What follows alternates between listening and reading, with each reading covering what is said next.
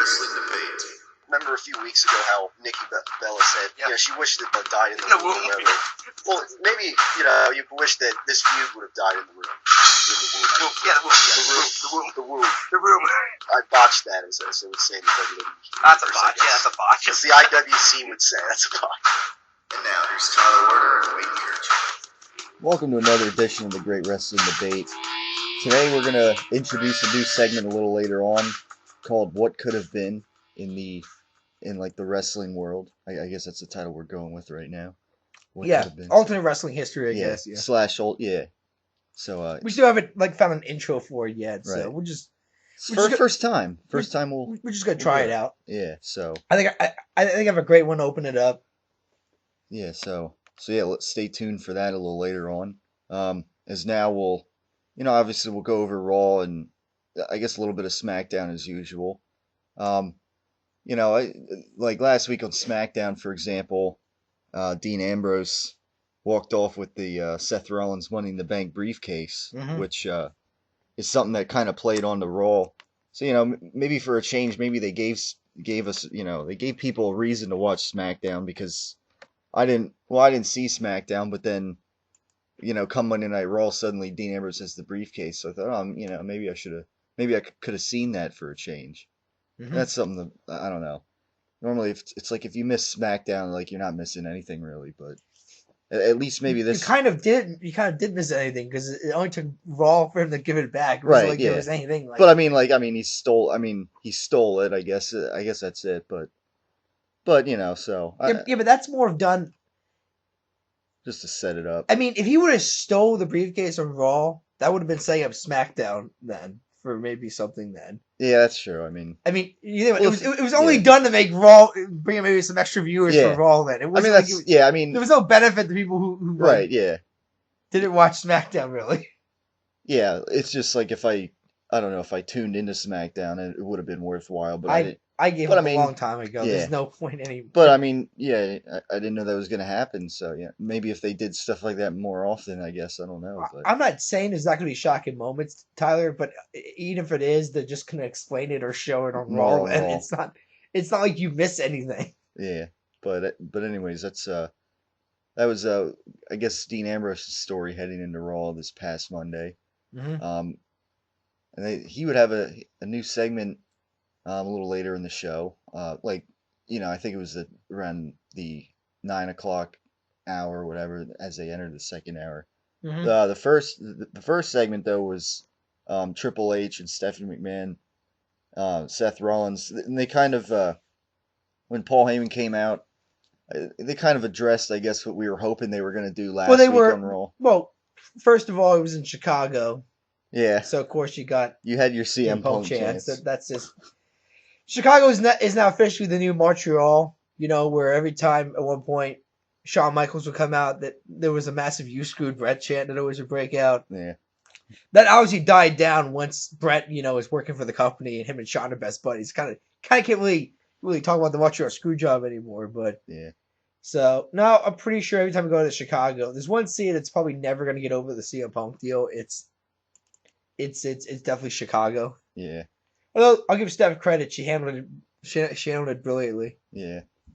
The whole whoa! I can't believe this city is so into quitters. Yeah, no, it's not the first time she's handled CM Punk chants well like that. The Daniel Bryan one at Payback was brilliant too. It's like, yes, they're right. You should just quit like CM Punk did. Yeah.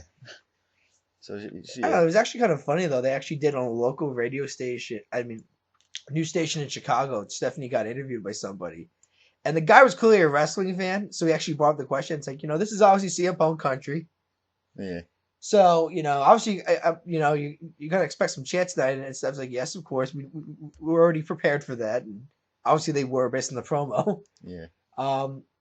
But the guy asked, like, so when are what is there any possibility you guys can fix the burning bridge or fix it?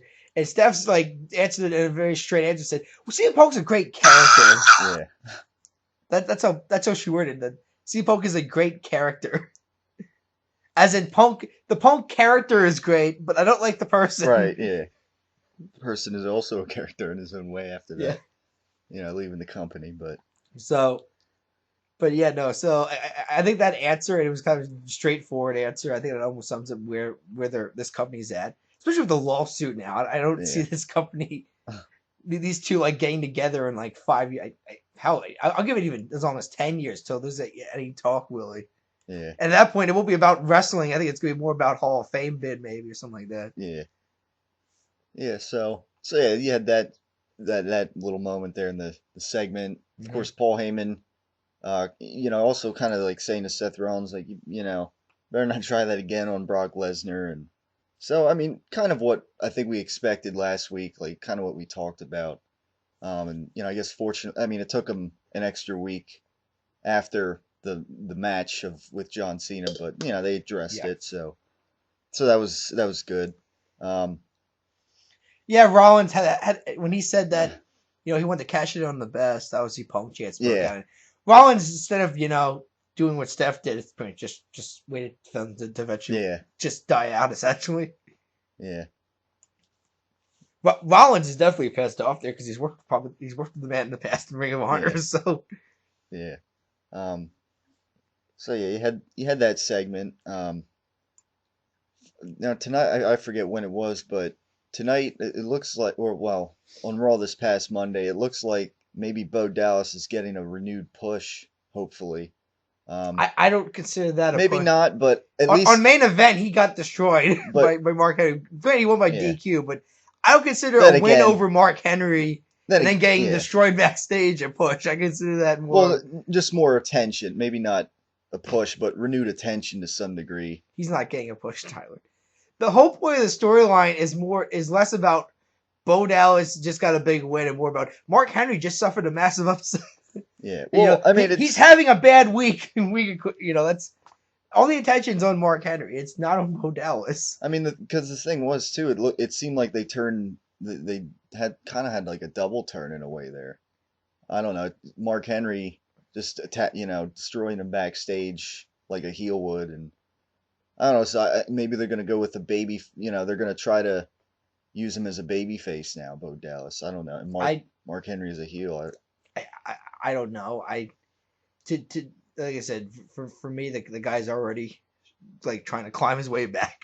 Yeah. Back. I mean, no, I was so excited with the Mark Henry win, but also I'm just waiting for Mark Henry just to attack him from behind because I knew it was coming. There's no way it was. But if he didn't get attacked backstage on Raw, I would have said, "Oh, great! I guess the push is back on now." But no, he's stuck in neutral right now. Yeah. Well, and once again, to me, he's the reason why I'm terrified of the next guy gets called up from the NXT roster. Yeah. It seemed like he didn't have a chance to talk on the mic for like at least a month too. Yeah. I don't know. I guess we'll see where it goes. Well, they didn't even show his entrance. Most time you'd see Bo Dallas, he'd be in the ring already. So it was. Yeah. Like I said, it sounds like Vince doesn't like the character or doesn't think the character's getting over as well as they thought. So, after a couple of months, they killed the character pretty much. Gave up, yeah. Yeah. And yeah, of course now, Mark Henry's part, like we thought, Big Show is now, well, I guess on SmackDown he threw a knockout blow on Rusev. Yeah, it was a DQ finish, something like that. Yeah. I believe Lana interfered. Yeah. Because, I guess everyone would have expected that Big Show would pin him there, but, they weren't going to have that happen. So. Rusev's not gonna lose on SmackDown. Right. Yeah, he's not. Yeah, if all places, he's not going to lose on SmackDown. So yeah, but, that feud's going now. Mm-hmm. Other than that, I mean... Well, obviously, Big Show on Raw desecrated the Russian flag. Yeah, actually, which did cause some controversy, definitely. WWE made a statement there saying how they apologized to Russian fans that might have been watching and took the segment as offensive. And apparently on SmackDown, Big Show's going to offer an apology. He's going to come out in a suit and all that. I don't know what that means. I don't think they're going to play it up as still storyline based. Like Big Show doesn't want to apologize, but maybe the company forces him to, or he actually does want to apologize because he realized that was a stupid thing to do. Yeah. I mean, granted, it's not the worst. It's not like Shawn Michaels humping the Canadian flag during during Survivor Series '97. it's not Chris Jericho punting the Brazilian flag, which almost got him arrested in Brazil at a live event, because that's a federal crime there in that country. Yeah, I remember that a couple years ago. Now this isn't flag related, but of course the classic moment in a Germany live event, JBL goose stepping, which is something you cannot do in Germany anymore. You know, all heel tendencies there, but it's just like, no, you just a certain line you don't cross when it comes to entertainment. Yeah. So yeah, I don't know.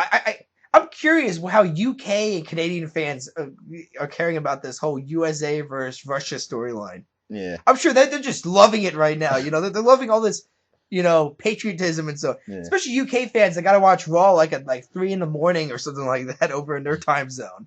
Like, it's like, yeah, I'm staying up real late to watch this bullshit right here. Yeah, so you had that ripping of the flag and from Big Show. That's just the funniest thing about WWE, really. Yeah. You know, they always say they're a national company, but they just glossing over, you know, so much American stuff, essentially. Yeah. So a little later on in the night, you had Dean Ambrose coming out and doing this, I guess, this Ambrose Live segment. I guess that's what it was called this week. I mean, it was definitely, you know, full of you know, some Ambrose hijinks and, you know, some funny moments there, I guess. Dean Ambrose with the briefcase, you know, kind of having a sellout, you know, a sale, whatever you want to call it. Basically just like giving stuff away practically for free and everything. See, you know, was that for like the merchandise stand, or was it supposed to be from was it supposed to be stuff from Rollins' briefcase? Like, I didn't get that. Yeah, I don't know. Like, at one point he had like a Cena shirt. It's like, if you're into that kind of thing and everything, which is, you know, I guess it kind of shows that, you know, not. And you'd see later on in the night too that, you know, Ambrose, and just because, you know, they've been sort of put together in the tag match and stuff, and they have the same goal. They're not, you know, they're not buddies. No. So. Well, actually, that's gonna be supposed to be the deal of Hell in a Cell, because no Brock's gonna be showing up. Yeah. Here's the plan. It sounds like it's down to 2 plans, and they're not really that different from each other. But one is that Cena and Ambrose face each other on Raw. Winner faces Rollins in a cell. Loser faces Orton in a cell. Which, once again, hypes up that whole possibility that Orton's probably gonna be turning babyface soon. And if I had to bet who his WrestleMania opponent might be, it'd probably be Seth Rollins. Yeah, they could play that. Just because of the fact that Orton now is playing second string to the guy. Yeah. I mean, Rollins pretty much is the number one the number one heel right now in the company. When Brock's not there. Yeah. But, so there's that idea. Or what they do at Hell in a Cell is it's Cena Ambrose opening up the night. That's something match in the pay-per-view. And then, you know, the winner, of course, would still face Rollins. Loser would still face Orton, and both would be in cell matches. So it's either going to be that match is going to happen at Raw, or it's going to happen at the pay-per-view. Honestly, if that's the goal, I think it's a stupid one. Yeah. Because there's no, it's just that. Okay, if Ambrose beats Cena, which would be a pretty big win for Ambrose. Yeah, certainly would be. That means for like the 20 millionth time, we're gonna get a John Cena Randy Orton match. Yeah. That's one stat I want to do research on. How many times has John Cena and Randy Orton been in the main event of a Monday Night Raw? Yeah, I mean, that was last week's main event, I think, of course. Well, this week too, they were in a tag team match together. Well, yeah. I mean, maybe not one-on-one, but... Well, I'm not talking about just one. I'm talking about, Tyler, it doesn't matter. They're partners. In general. How many times has the name Randy Orton and John Cena and Raw main event showed up? Been on opposing sides on a main event. We've been on the same team, but it doesn't matter. How many times has the name John Cena, Randy Orton, and Raw main event showed up in the last 10 years? I mean, holy shit, the stat has got to be amazing right now. Yeah. I agree. You know, but then again, if John Cena beats Ambrose and he faces Rollins, I mean, that Cena is the bigger name. He's still the number one guy and so on. Yeah. But that really screws the whole Ambrose, I think, Rollins storyline. Ambrose is the one that has to really get his hands on Rollins. He's still looking for that first win over the man for crying out loud. Yeah. Yes, that's like a longer. That's been going on longer between like Cena. It's just pretty, it's pretty recent. It was with the Brock Lesnar interference and everything. Cena's acting like Rollins screwed him there. It's like, did John not see the cash in? Yeah. Rollins wasn't screwing Cena. He saw an opportunity where both guys were hurt. And so he figured take out Cena so that way he doesn't interfere, even though that backfired too. Yeah. And Rollins said, "Oh, Brock's weak. I can't beat Brock in a straight up match. Guy's a freak. So Yeah. he's down. I'm going to take him out. I'm going to walk away with the championship." Yeah. So yeah, but that was a pretty decent segment I thought there from Dean Ambrose and Seth Rollins coming out. I don't know. The slime The deal. slime seems a little. I don't know. That was.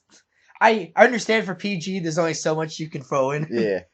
Throw in there. I mean, obviously you can't do shit anymore. Yeah. Like back in the day, the whole DX is dropping.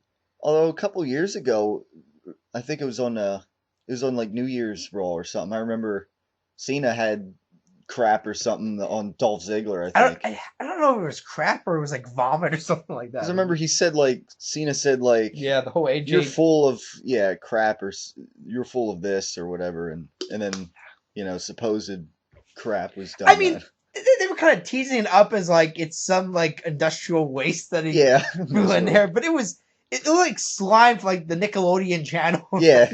And then you would see like the Kids' Choice Awards every year. Yeah. Yeah, it reminded me of those days, but yeah, I mean, it's funny too because later on when Seth Rollins would come out in the night, you could tell like he still had some green, like he couldn't totally wash it out, but maybe he should use that electric razor he was teasing. With apparently that backstage, suddenly there's like that noise and in the briefcase and yeah. He's like, it's electric razor. Yeah, what's that noise? They're all checking their phones. Phones, yeah, it's not my phone, it's not my beeper. Yeah. Oh yeah, what was your thoughts on the whole Joey Mercury, Jamie Noble, kind of Briscoe, and Patterson moment? Kind of like the lackeys now Triple H on camera. Oh yeah. Yeah, that was funny. Dean Ambrose says it's funny how you guys bring out the whole cruiserweight division or something, maybe like several years ago if you think about it. Those guys haven't been. There's been no cruiserweight division. Well, basically. Jamie Noble did a story. His last match was against Sheamus, and we're talking about they were trying to push Sheamus as a monster, and the whole deal of his character was that he suffered like a career-ending broken neck injury and so on. But no, he's been working backstage. Joey Mercury, of course, famous for the MMM, pretty much the MNN. The MNN Melina, group? Yeah, Melina, Nitro, and Mercury. I mean, he tried to get a singles run going. I remember at one point, but he's pretty much been known as a tag team wrestler. Yeah. Obviously, his last moment as a wrestler was with the Straight Edge Society. Of course, that didn't last long, which of course was one of the reasons why I think Punk was this close to leaving the company originally, because he thought that group had potential. But so I feel like the coming across almost like as the next Patterson Briscoe. Those guys were kind of like the lackeys of Vince McMahon to get Stone Cold Steve Austin in a way. And kind of Ambrose is kind of a Stone Cold character in himself a bit. To the degree. Yeah. He's like a complete Stone Cold in that, because you only do so much at a PG, at a PG rating in that. But even then, I mean, Yeah. I don't know. I just found that interesting. Yeah, maybe the closest thing we have to Stone Cold right now, obviously. But no, but the joke you were thinking about was that the security came out there, and it goes, "You guys real security?" Could have sworn some of you guys were rosebuds last week. Again, I mean, it was a segment with some, good Dean Ambrose hijinks there, and good segment for. I mean, like I said, the man's facial expressions are great. Yeah, especially that one shot in the crowd. And, in the crowd, his mouth dropping after Rollins gets slimed. When they show a replay of a reaction like that, that's normally a pretty good sign. And yeah, they're just showing a slow motion replay of Seth Rollins trying to, I guess wipe it out afterwards or whatever. I don't know. Like I said, this is Dean Ambrose's chance to show the company that they're overlooking him maybe a bit. Yeah. Like I said, if there's any positive with the Hell in a Cell idea, it's that Ambrose will be fighting two main event guys on a pay-per-view possibly. Yeah. So if he does well, he wrestles a decent match with John Cena and Orton, there's no reason really why the company can't overlook him anymore. Now, if he falls flat on his face, he's mid-card for life pretty much. It's tough to get back after you're handed this big of an opportunity, really. Yeah. But yeah, I think a Hell in a Cell would be something new for Ambrose on in his WWE career here. So it's kind of funny. I would say like under the old system, the old $60 $, if you still ordered this thing original pay-per-view, this would be like a very low buy rate pay-per-view. Yeah, because there's no championship being defended, and the whole.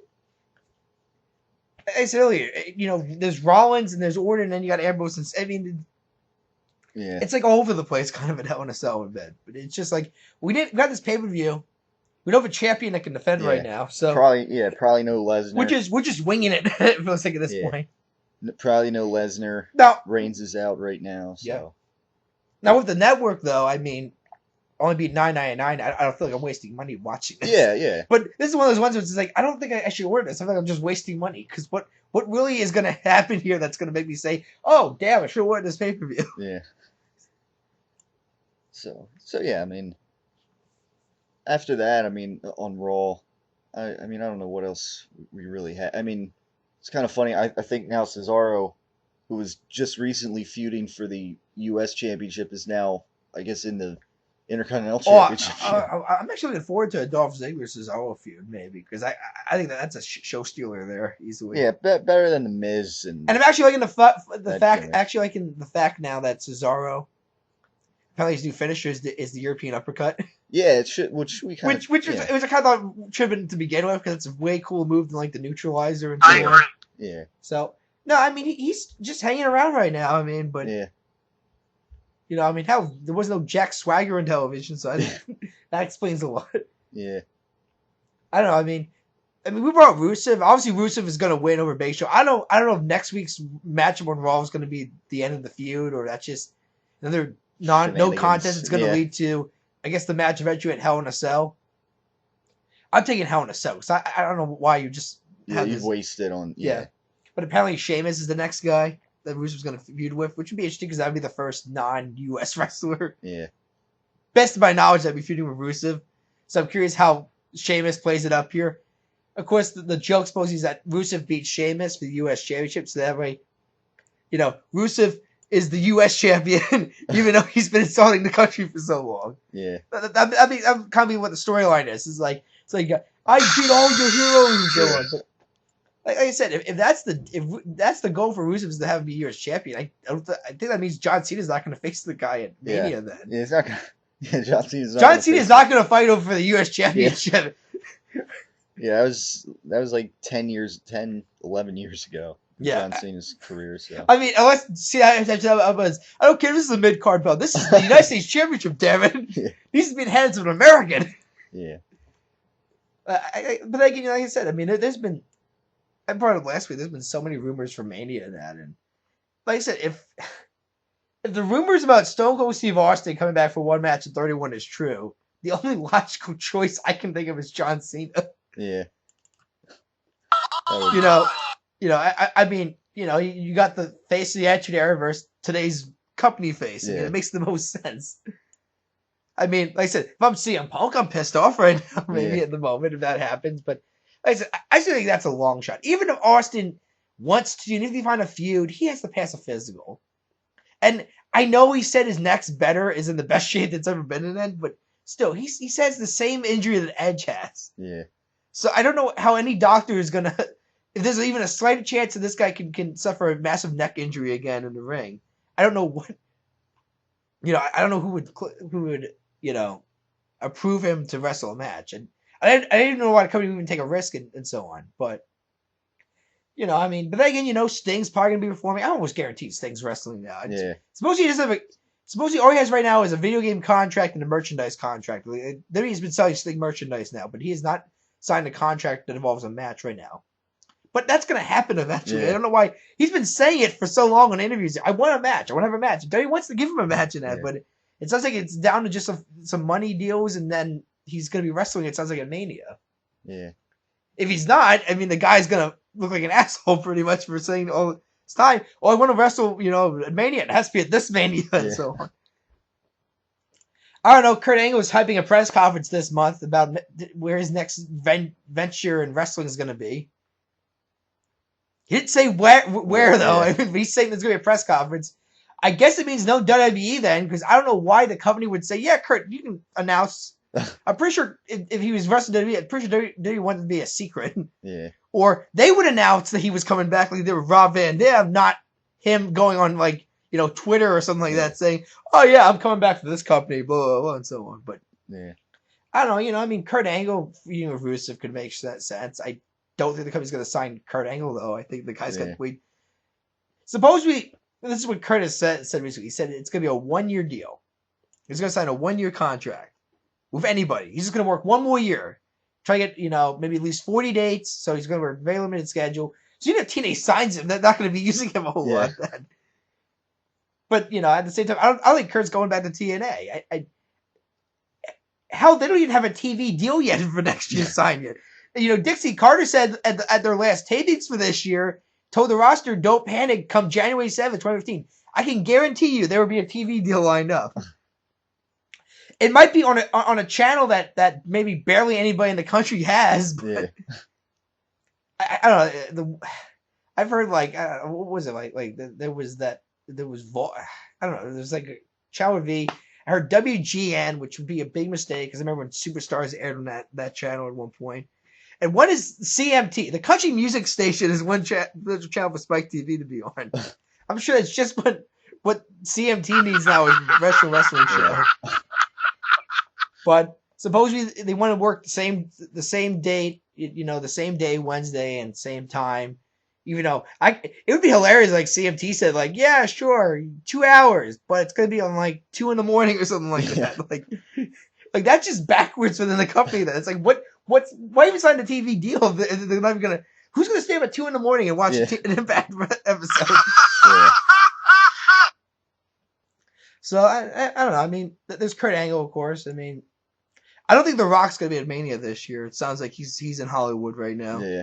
Obviously, Batista wants to come back. Yeah, he wants to come. Last week we called for. Yeah, but it sounds like he's going to show up at Mania possibly, even though he's going to be working with Robert De Niro now in a new film apparently. Yeah. So that's actually a pretty big break there. But no, it sounds like he wants to go one more run. Actually, supposedly he wants to face Triple H in a retirement match. Supposedly. Oh yeah.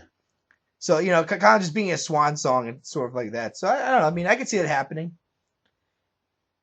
I mean, like I said, that's just looking ahead pretty much for Mania, sort of a bit. But, yeah. Yeah, I mean, that could make sense, too, because Triple H, didn't give him the title match. He also said Guardians was going to bomb at the box office, which it didn't. Oh, yeah. It's like one of the highest rated like box office successes this year so far. Yeah. So yeah, that could be a good idea there for. I mean, how when they feuded back in 2005, like they actually had a pretty decent feud. I mean, yeah, at 21 where Batista won the belt, Backlash rematch wasn't bad, and their Hell in a Cell Vengeance wasn't even bad. That I would even say was bad either. I mean, the biggest thing about that storyline was Triple H lost 3 straight pay-per-views to somebody, which back in the day was unheard of. But that showed you how high he had. How high the company was high on like Dave Batista pretty much. Granted, John Cena was, eventually overpassed him essentially, but no, I mean, that's a rumor, but I mean, obviously Orton's gonna turn face, it sounds like eventually. Yeah, they were definitely teasing that. I think that's a big mistake because we talked about the lack of faces last week, but the lack of heels is, I think, even sadder. Yeah. I mean, you got Seth Rollins. Yeah. Orton, Kane, who's like, he's not going to have any major matches, really. Yeah. Lesnar's part-time. Especially looking like Uncle Fester from like from like Adam's Family. That's not going to get him. Yeah. So, but Randy Orton right now, Seth Rollins. Brock's a part-timer. Yeah, part-time.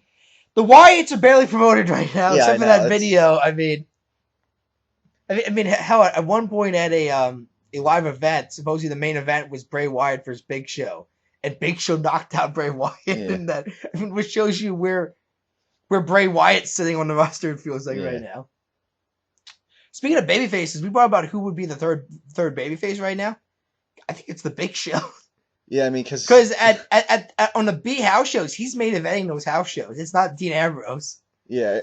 So your number 2 babyface is getting outshined by. I think they said that one of the live main events right now is Orton and Big Show. I remember when I can't believe Big Show is just still getting like pushed to this high level. I get he's a big guy in that. When they were advertising, like WWE Live or something in Allentown, yeah, that was the main event. So yeah, Dean Ambrose is facing Uncle Fester Kane, of course, because that's clearly the match everybody wants to see at 11, man. Oh my god. Yeah. So. But no, I mean, you might as well just throw Mark Henry over the heel side. But then again, I don't think. I think the guy's suffered too much in the last couple of years to even be taken serious. His last time he had a serious run as a heel was when he was World Heavyweight Champion. That's not happening again. Yeah, or that very short, feud with John Cena last year. That was about it. But it's just incredible how this company has such a sad roster depth. Yeah, it's like Reigns goes down, and it's like now Well, yeah, you lose Reigns, you lose Bryan, you lose Bad News Barrett. Next thing you know, it's like it's a company that just is like. It clearly needs to build new stars up there. It clearly has a depth problem. Yeah. I mean, which is why almost NXT has become my favorite show, because I look at their roster. You got Sami Zayn, the former El Generico. You got Adrian Neville, the former Pac at independent shows. You got Hideo Itami, the former Kenta, who's like one of the top wrestlers in Japan right now. I mean, he's like an international star. He's pretty much Sin Cara from Mexico. I'm hoping he's not going to be a bust like Sin Cara was. I'm really hoping that he's actually going to be, a success, really. You just brought in Prince Devitt, who apparently debuted on NXT taping this week as, I think it's Finn Balor. It is like his new name in NXT now.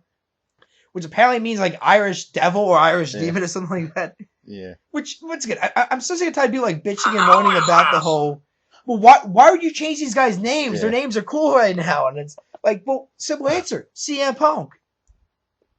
WWE wants to get these guys' names right here. Yeah. And if so that way these guys ever do have a bad fault with the company or their bust, they can't go out and use their WWE name to get extra money at like an independent or something like that. They got to go back to maybe their old name.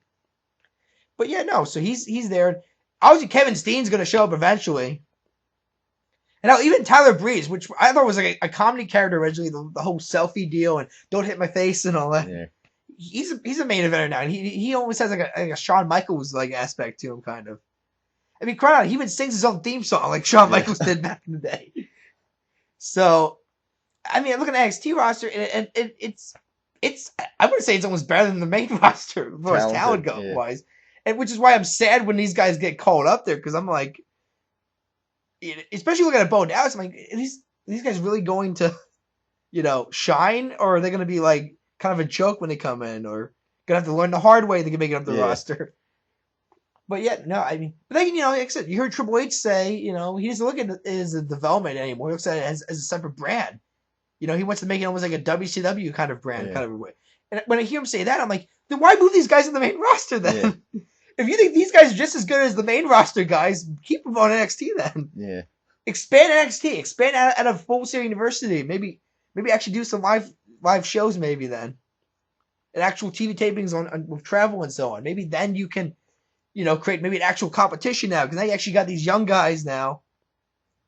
A younger roster, it gets, this older roster kind of to a degree. Yeah. So yeah, and then I guess the last segment on Raw, the main event match, Orton, Kane, and obviously Cena and Ambrose. Once again, another Randy Orton John Cena main event. Yeah, as we mentioned earlier. Yeah. Yeah, I mean, obviously the story, it was at the end, the whole sequence of attacks. I thought it was interesting when, Cena kind of pulled Dean Ambrose away and wanted to, attack Rollins and then, Ambrose turns right around and throws Cena out of the ring. Yeah.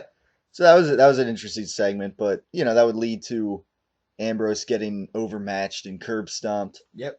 And then Cena would come in to fight back after that. He always get curb stomped. Yeah. And then you also had Seth Rollins, thank you, Seth chants after. Let's make some noise, come on! Yeah, after curb stomping John Cena. Yeah. So. Yeah. Once again, that shows that crowd is just everybody just loves this man so much. Like John Cena. Yeah. So yeah, that the close to Raw there. So Yeah.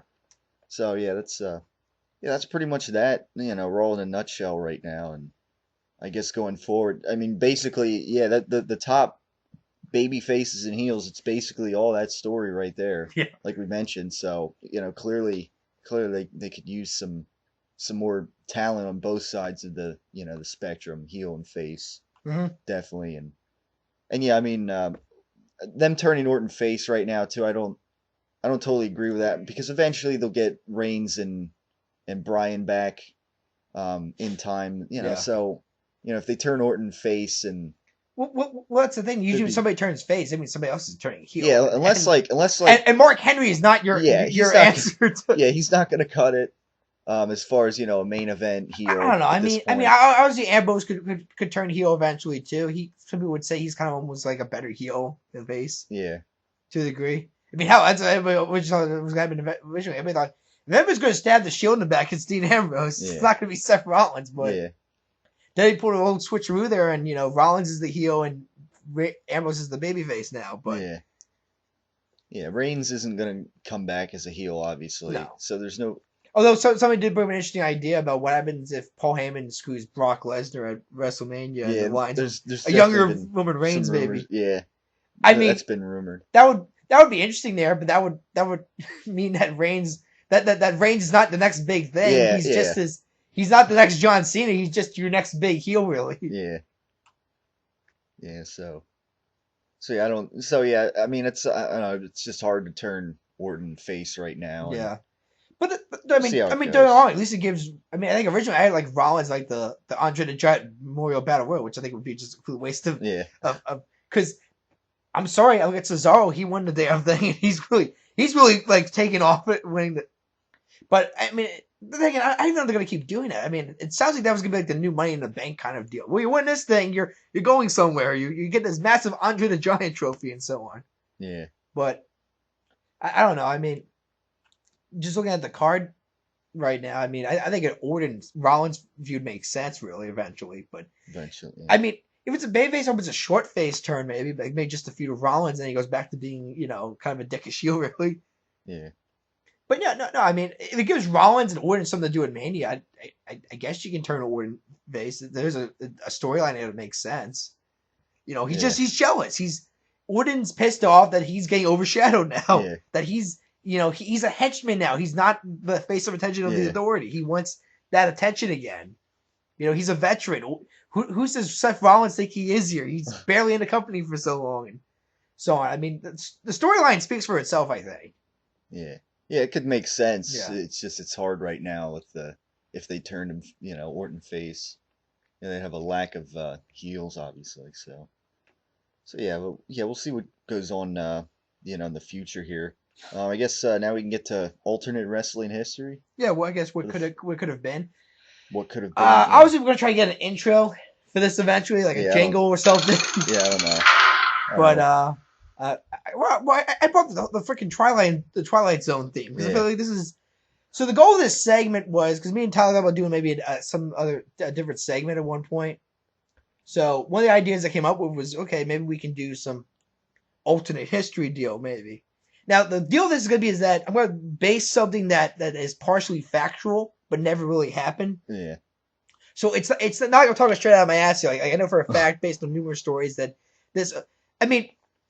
This is not gonna be work, but I brought up some interesting ideas that I was thinking about, and I've talked to my brother Corey about, and he liked some of the ideas. Like one of them was, what if Hulk Hogan never showed up in Rocky 3? Oh yeah, that's. Would Hulkamania really have taken off? Would he even be a promotion there? I mean, we're not gonna talk about that today, but right. What if Vince never got the company? What if Vince Senior never sold the company to Vince McMahon Jr.? Would WWE even exist to this day? Would wrestling still be regional? Would it really be a national franchise, really?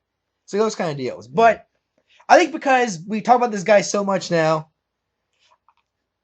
I figured we talk about there was a story, and even Cena supposedly keeps bringing us up here about how, because I don't know if people realize this, but in 2002, John Cena debuts. He faces Kurt Angle in his first match, which is a pretty big deal. Yeah, that's a pretty big first opponent there. But he comes out, And Kurt's like, why do you think you have the gut? You have the guts to face me and beat me supposedly. And all John Cena says in like a very like straight face is ruthless aggression or something like that. So this whole ruthless aggression character happens, and I think it was babyface, but then he turned heel. But he pretty just came out. He wore like these basic like gym shorts kind of or trunks, wrestling trunks really. Like it was like a very bland character kind of. Well, the rumor, according to Cena going around, and even some other guys, was that Cena was about to get cut. In fact, it was during the SmackDown edition where supposedly that might have been his last show in ad. However, on the SmackDown edition during Stephanie McMahon's Halloween party, I believe John Cena came out dressed up as Vanilla Ice, I believe, and he started rapping.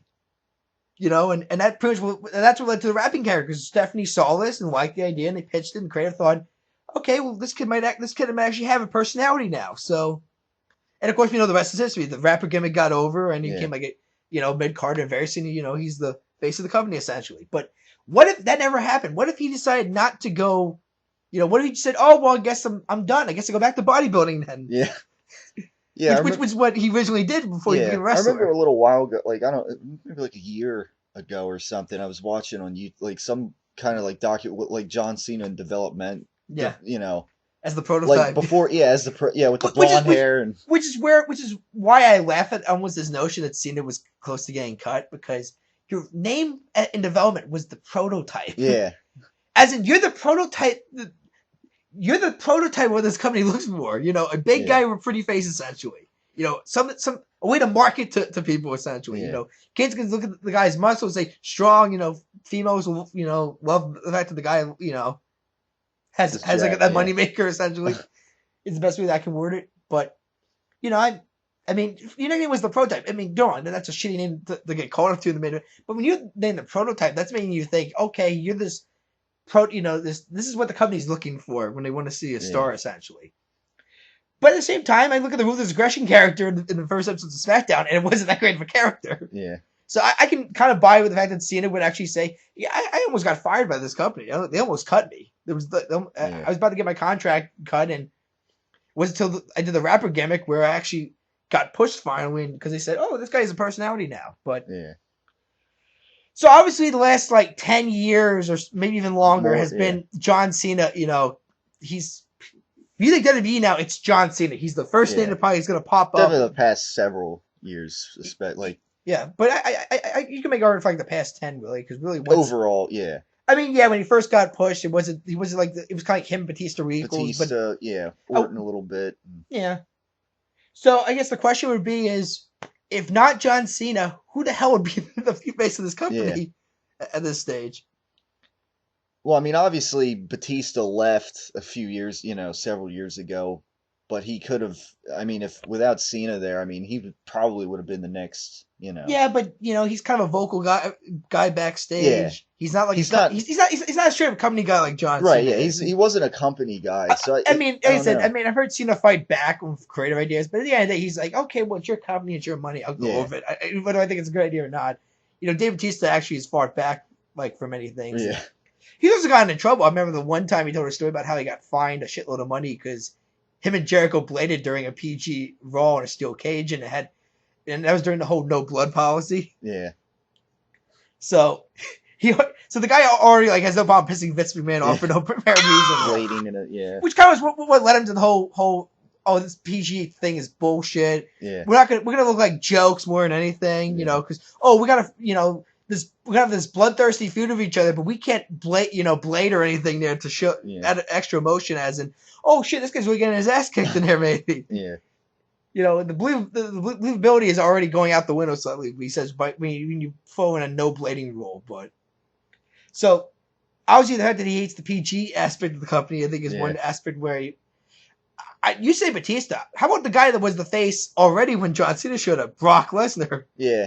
Well, that's the thing. I mean, I don't know, because he left kind of before Cena got to the main, I guess the real main event level that he would get to, I guess. Well, Brock's final encounter was at against WrestleMania 20 against Goldberg. That infamous. Yeah. Because both guys didn't want to really hurt themselves because both guys were leaving. So you got Austin trying to do anything as a referee to entertain the fans, really. Yeah. But no, I mean, really, when Brock left as a heel, if I recall, I think he turned heel. I think it was around SummerSlam 2003, I believe. And at that point, Cena was about to turn. Was kind of a heel still as a rapper, but he was kind of slowly starting to turn babyface finally as a heel. I mean as a face. Yeah. So I mean, Cena was. I mean, he opened up WrestleMania 20, believe it or not, against the Big Show, if I recall, for the U.S. Championship. So he was already getting like kind of pushed, kind of. I mean, he FU'd the Big Show, like no problem, like it was a straight up FU. I mean, so they've already shown WWE, hey, this guy's almost the next Hulk Hogan. Look how strong he is, really. Beast mode. Yeah. So I mean, yeah, John Cena's starting to get pushed in that, but you know, Brock wasn't a fan of the guy. Right. Yeah. I mean, he kind of thought the guy was just all looks, no game, really. He didn't see any athletic ability with the guy. And Cena will admit he was sloppy in the beginning of his career. Very sloppy. I mean, he's greatly improved now, I think. If you watch some classic Cena matches compared to now, he's greatly improved as a wrestler. Still would not say he's like a technical masterpiece, you know. Yeah. I mean, hell, his STF still cringes because of how he locks the damn thing in. But mediocre. But no, I mean, obviously Brock's problem was travel, really, was what it came down to. He couldn't handle the travel. Which, once again, makes John Cena a very unique individual. He's no problem going to this location, at this time, and that. You know, he can work through injuries, you know, even if a doctor tells him, well, you really shouldn't be working through this here. You could shorten your life expectancy and your career easily, and that. He's like, I don't care. I'm the company guy. I got to do it. People pay money to see me wrestle. I'm going to go out and entertain. So, I mean, like I said, would Brock have been the next big thing? He was called the next big thing in that. I mean, but based on what I learned, Brock was leaving no matter what. No matter if there was a backup plan, if there was a second guy they were promoting. It doesn't matter. Brock's how he was leaving. Plan B. So we had Batista and Brock. You know, why not Randy Orton? Orton, really? Yeah, he could have. I mean, hell, he's younger than John Cena. He was already he was already an evolution at the time. Yeah, he kind of had the same. You know, he had this kind of like pretty boy aspect to him, kind of a bit, which would piss people off. Had an awesome finisher though, which kind of got him over. Awesome theme song also, "Burning My Light," which kind of was a straight up babyface theme anyway. Yeah. But I mean, and even Orton has said it himself there, where there are a lot of people who thought out of development, this is the next big face here, not Cena. You know, John, if anything, might be the next big heel, maybe. But Orton probably had the wrestling ability more. In check. He was more technical sound. He third generation, so already he has like this spotlight on him already. Kind of pedigree. So I mean, really, that might make the most sense. But obviously, the problem with Orton in the beginning was he's kind of still was very monotone on the mic. Yeah. I mean, very still has that very almost robotic voice kind of deal. I mean, he's tried as far as personality goes. I mean, obviously the Legend Killer gimmick I thought wasn't bad. He fits more as a heel, I think, on the mic and the way it is. So. Yeah. Well, just can't have. I mean, there was that one time where they tried to use almost his heel persona, but they made him babyface. Yeah. For a brief moment, and that was really, people talk about Cena was never gonna get turned heel during that whole Nexus deal. I've heard numerous writers that worked for the company at the time that was a plan at one point for WrestleMania 27. At one point, the plan for WrestleMania 27 was it was going to be a heel John Cena as the leader of the Nexus versus a face Randy Orton for the WWE Championship.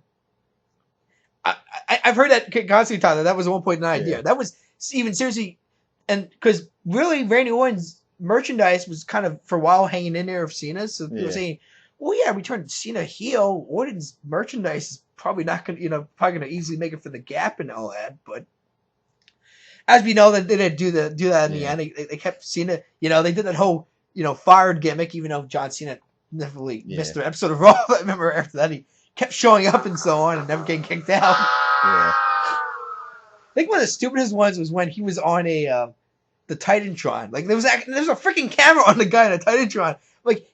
For a guy who doesn't work there anymore, I was surprised WWE cameramen are like being told by head ups, Cena's out in the parking lot, put a camera on the guy. I mean, that whole angle was stupid. But no, I mean, I heard that constantly there. But so Orton definitely at one point could be pushed as the baby face. Yeah. Obviously, I could see that. If not Cena. So yeah, that's But if Orton definitely failed, this guy was kind of being hyped up too as maybe the next big thing. How about Bobby Lashley? Yeah, I mean 2000. Yeah, he started basically 2005. He was really He could have. Yeah. he was really starting to get pushed to the Yeah. point where he was clearly they were trying to make him on level with John Cena to a degree. I mean, his last his last pay-per-view match was against John Cena for the WWE Championship. Where he hurt himself. Yeah, I mean, we talk about why he like tore his rotate. Yeah, something with his shoulder. I mean, that's the thing too. He kind of quit when he was injured. I mean, I we had this argument one time there, maybe because his girlfriend got fired in head. But well, yeah, we met a couple weeks ago. Yeah, I remember us talking. Your argument was that it was Michael Hayes. Well, not alone, but yeah, part of it. yeah. I mean, I'm not gonna disagree. It could Michael have been a Hayes. combination. I do remember Michael Hayes did get suspended for racial comments. Yeah. And he was like the head writer at SmackDown at the time too, which just made the whole thing just even look like even weirder. Yeah.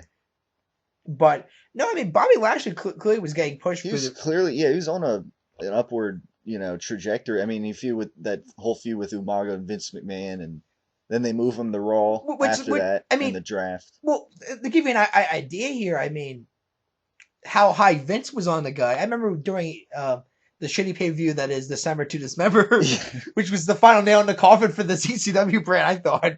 Yeah. Although I like the idea towards the end, the whole, no, it's kind of a development league.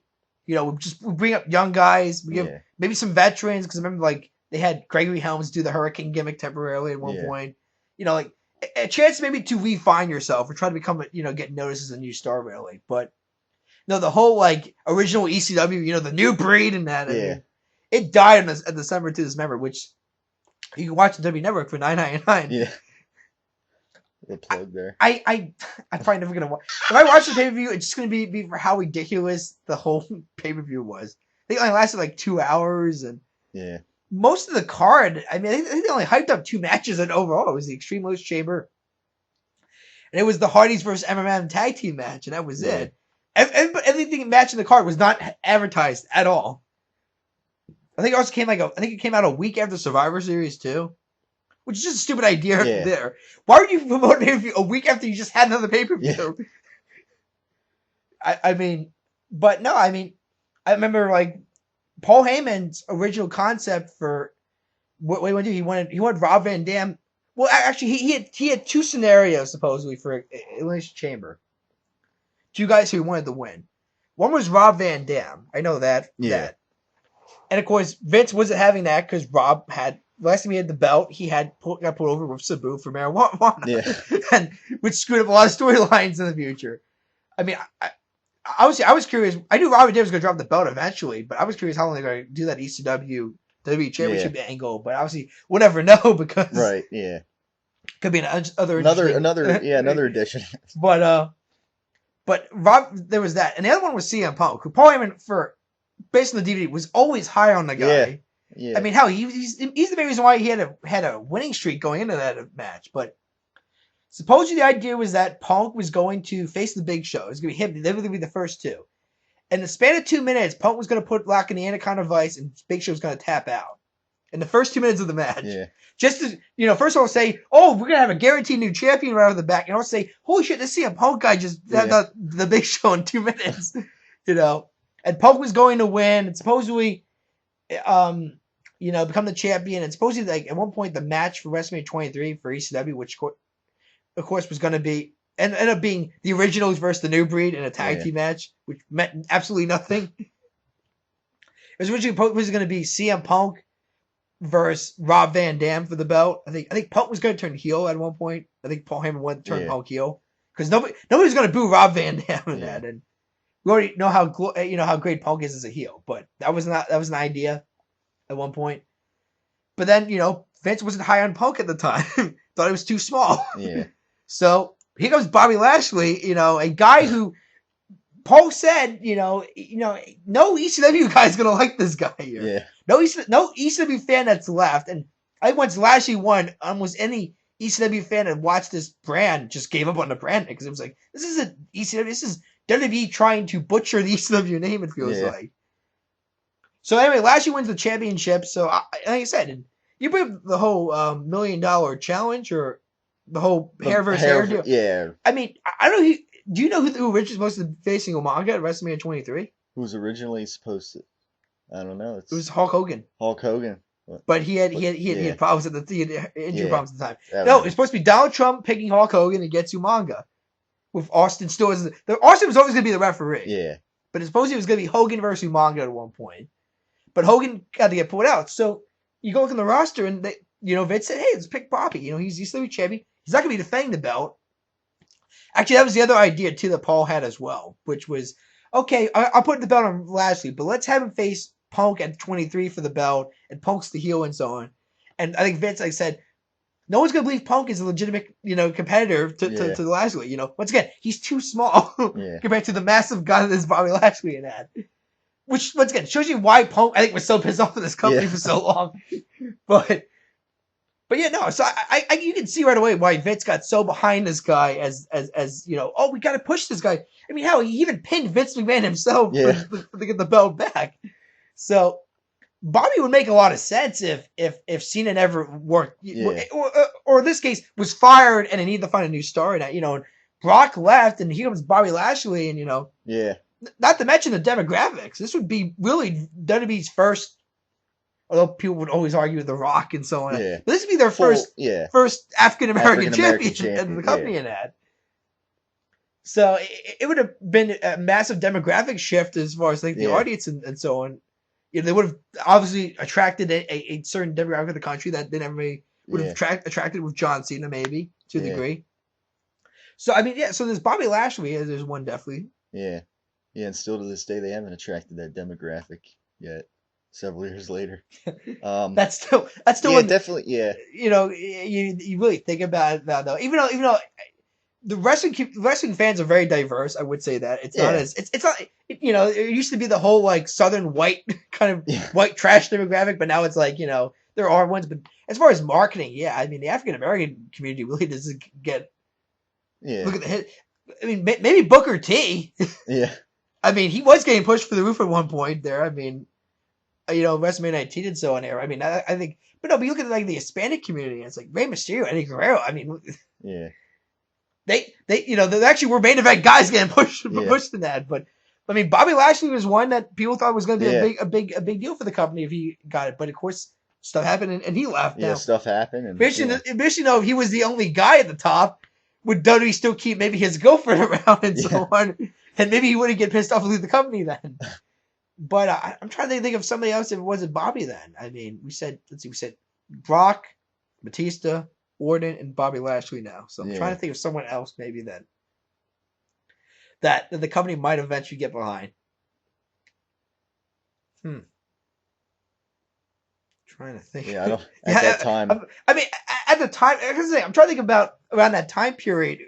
Because really, if Cena's gone, it has to be somebody from that group. I mean, unless somebody is a face of the company. Unless the company for the next 6-7 years fails to find the next big guy, which if it happens, does they even stay in business at that point? If they can't even find a big star in a span of 6-7 years, because I mean, like I said, if it's not Cena, how did you? If we go 6-7 years in the future and they have no John Cena, there's no face of the company, true face of the company at that point. I don't know. The CM Punk actually finally get pushed as the big guy. Then maybe. Yeah. I mean, obviously, but again, this Punk also get fired maybe earlier than since there's no John Cena anymore.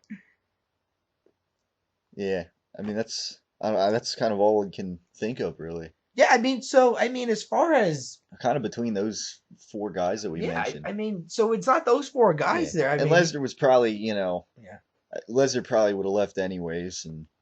So. Based on accounts, he was leaving no matter what the company's problem was, and he was done wrestling. Yeah.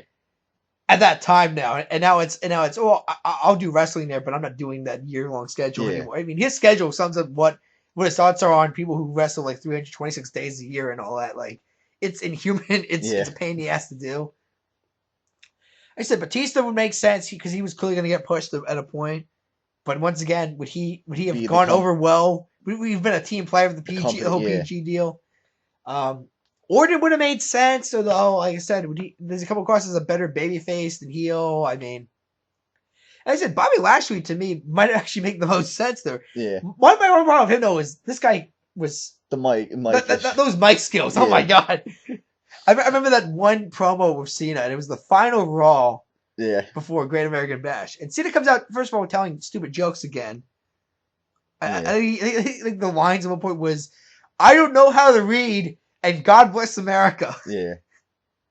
Yeah. Which you know is just what you want for this big match for the championship. Yeah. You're champion to say, and I think Blasie's excuse was, "Well, you're the hype man. I'm gonna let my talking be done in the ring. You're the hype man," and so on. And I'm just like, "Good God, this feud's gonna be terrible." Yeah. The match wasn't half bad though. I mean, actually, I remember watching that match. It actually wasn't that bad.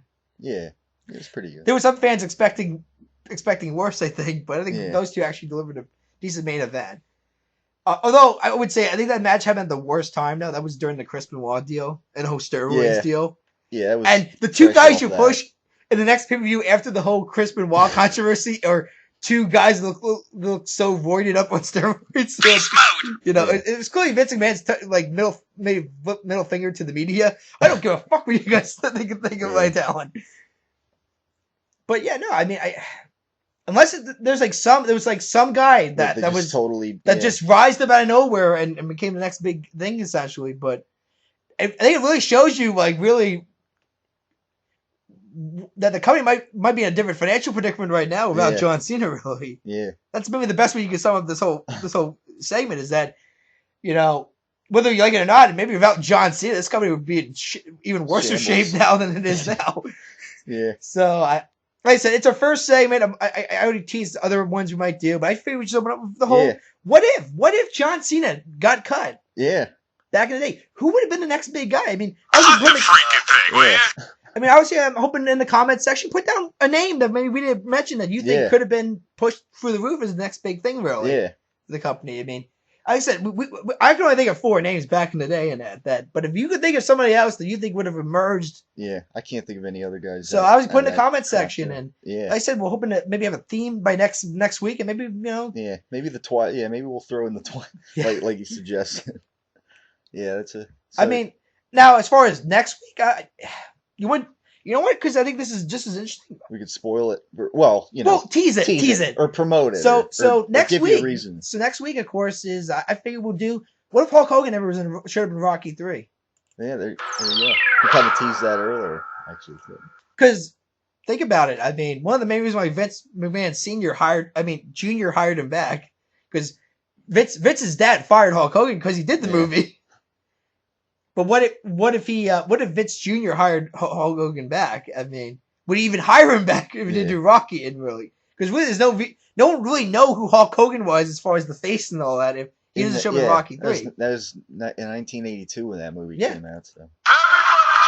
So does that mean does Hulkamania even happen really? Does Hulkamania ever even run wild? Which does that mean does WrestleMania happen? Does that maybe even expand to a national phenomenon? Does wrestling even go at all, really? So we'll talk about that next week. That's the next deal. So like I said, just send a comment section. Who do you think would have been maybe the next John Cena if John Cena never happened? Exactly. Really. Just like I said, say and name you one in the comment section, because like I said, we just brought up some names and so on. But so this is a new segment. We're hoping it's going to work. We're hoping it's going to be kind of a deal, because there's going to be Raws, obviously, where we're not going to talk about a whole lot. So we just figured for time, constraints, we'll deal with that. All right. So I guess that'll wrap it up for the Great Wrestling Debate today. Thanks for tuning in as always. And throw your comments towards, whatever we just talked about the past hour, as usual. So stay tuned for next week on the Great Wrestling Debate.